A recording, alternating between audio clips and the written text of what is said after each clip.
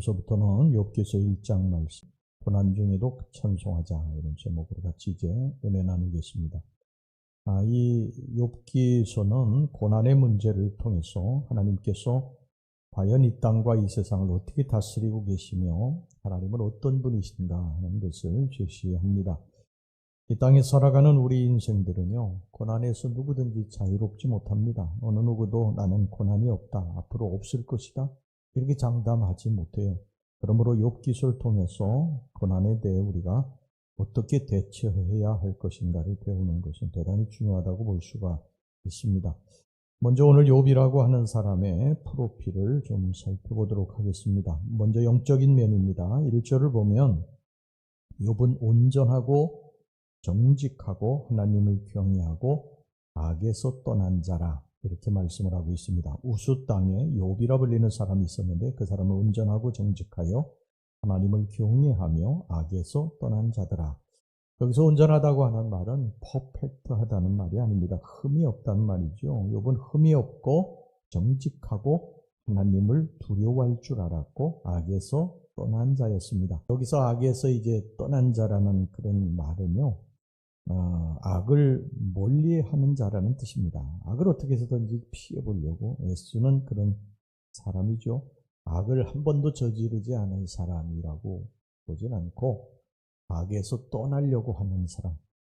그의 믿음이 얼마나 좋았는가 여러분 보시기 바랍니다. 아들들 생일이면 잔치를 열었는데요. 그 잔치가 끝나면 자녀들을 불러다가 숫자대로, 아들들 숫자대로 번제를 드리고 하나님께 제사를 드렸다고 그랬습니다. 4절 5절 말씀 보세요. 그의 아들들이 자기 생일에 각각 자기의 집에서 잔치를 베풀고 그의 누이 3명도 청하여 함께 먹고 마시더라. 그들이 차례대로 잔치를 끝내면 욥이 그들을 불러다가 성결하게 하되 아침에 일어나서 그들의 명수대로 번제를 드렸으니 이는 욥이 말하기를 혹시 내 아들들이 죄를 범하여 마음으로 하나님을 욕되게 하였을까 함이라. 욥의 행위가 항상 이러하였더라. 그 이유는 혹 잔치를 하는 중에 자신의 아들들이 하나님께 부지불식간에 범죄한 것이 있지 않을까 생각해서 그렇게 했던 것입니다. 잔치 중에 자기도 모르게 죄를 지은 것이, 자기 자식들, 아들들이 하나님 앞에 죄를 지은 것이 있으면 용서해달라고 그렇게 제사를 드렸던 것이죠. 얼마나 대단한 믿음입니까? 정말 욥은 하나님을 사랑하고 하나님을 경외했던 사람이었습니다. 자, 그 다음에 이제 그의 육적인 면을 좀 살펴보겠습니다. 욥은 자녀가 10이 있었다고 성경에 말씀하는데 아들이 7이고 딸이 3이에요. 2절 말씀 보겠습니다. 그에게 아들 7과 딸 3이 태어나니라. 아들을 귀중히 여기던 그런 고대 사회에 정말 이상적인 자녀의 숫자였다고 볼 수 있어요. 다복한 가정이었습니다. 자, 그 다음에 재산을 살펴보겠습니다. 3절에 의하면 양이 7천이고 약대 3천, 소가 500마리, 암나귀가 500마리, 종도 많이 있었어요.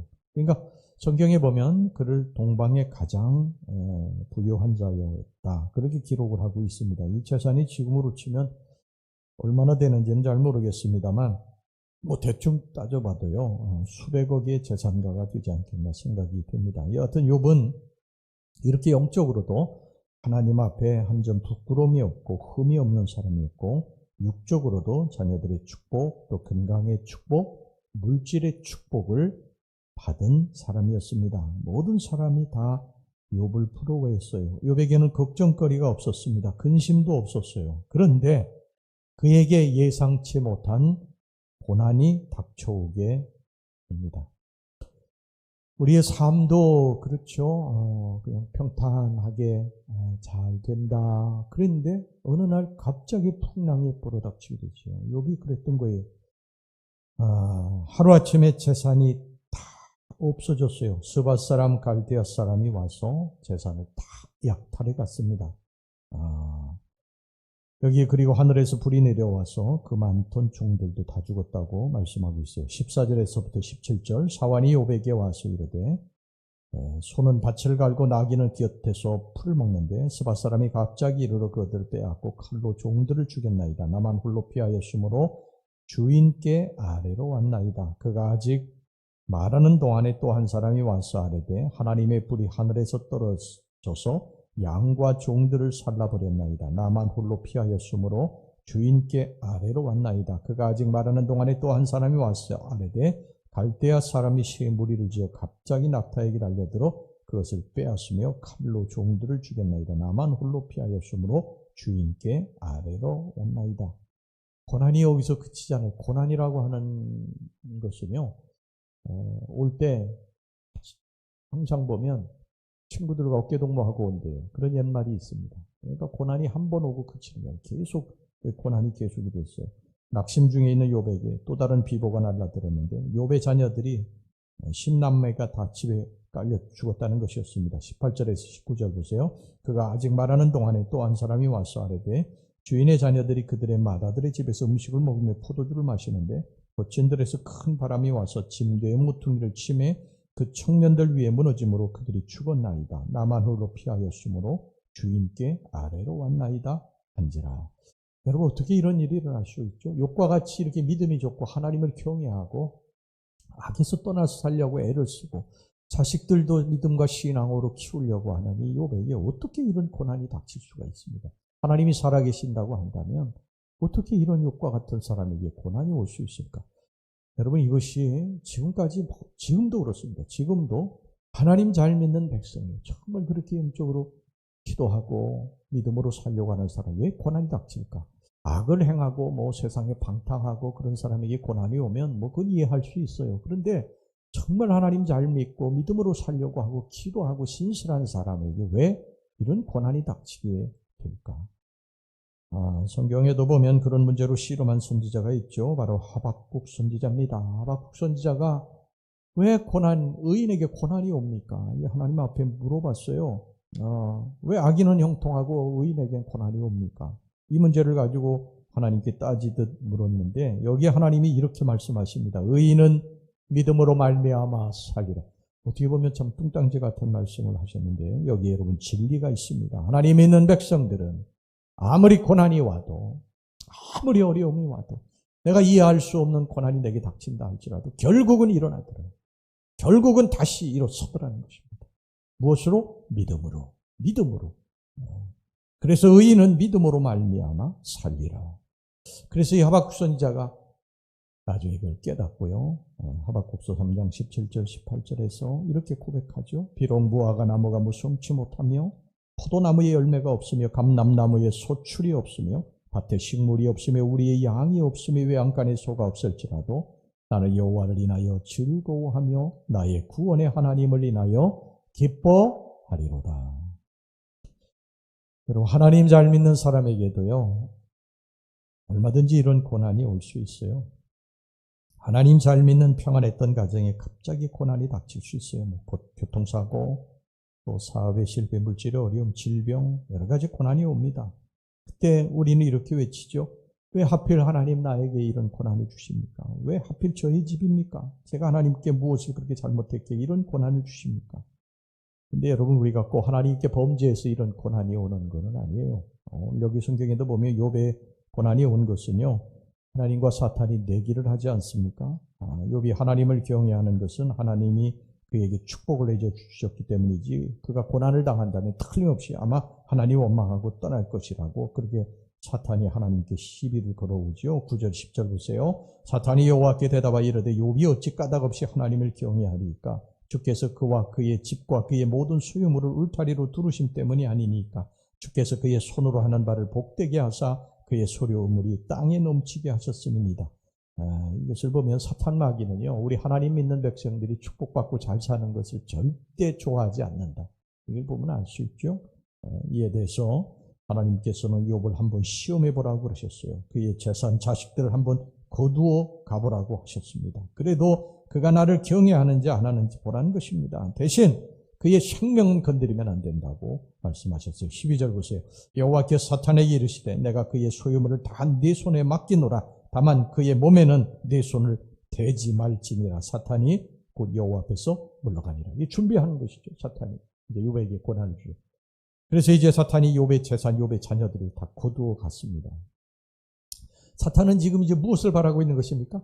욥이 하나님을 원망하고 하나님을 떠나기를 간절히 원했던 것입니다. 하나님은 반면에 뭘 원하실까요?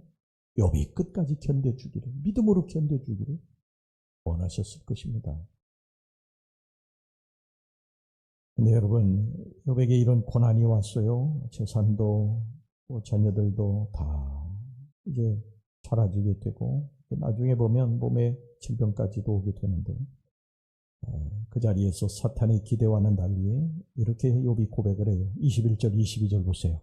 이르되 내가 모태에서 알몸으로 나와 싸운즉 또한 알몸이 그리로 돌아가올지라.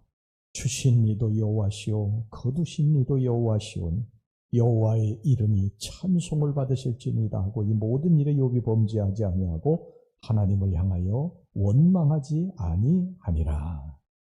여러분, 사탄이 얼마나 아연실색했겠습니까? 재산 또 자식들 다 없어졌는데 욥의 입에서 이런 말이 나오니까 사탄이 얼마나 놀랐겠어요. 반면에 하나님 얼마나 기쁘셨겠습니까? 사랑하는 우리 성도 여러분, 살다가 보면 우리들이 뜻하지 않은 고난을 만날 때가 있는데, 그때의 사탄이 우리들에게 바라는 건 뭡니까? 하나님 원망하고, 하나님이 내게 해주신 게 뭐가 있습니까? 그러면서 하나님 떠나는 게 사탄이 바라는 것, 주님이 원하시는 것. 그래도 믿음을 지키는 것, 하나님을 바라보는 것, 주님이 원하시는 것을 우리가 붙들고 살아야 될 줄로 믿습니다. 결국 나중에 보면 결말이 뭡니까? 욥이 완전히 다 회복이 됩니다. 꼭 2배의 축복을 받게 되죠. 우리는 왜 고난이 오는지는 잘 몰라요. 속속들이 알려고 해도 알 수도 없고, 알 수 없어요. 도저히 알 수 없습니다. 아무리 신학적인 학자가 그것을 분석하고 성경을 분석하고 이렇게 해도 답이 없어요. 저 목회를 수십 년 하면서 이 부분에 대해서 엄청난 많은 씨름을 했는데도 결론이 딱 하나예요. 모른다. 몰라요. 왜 우리에게 고난이 오는지 몰라요.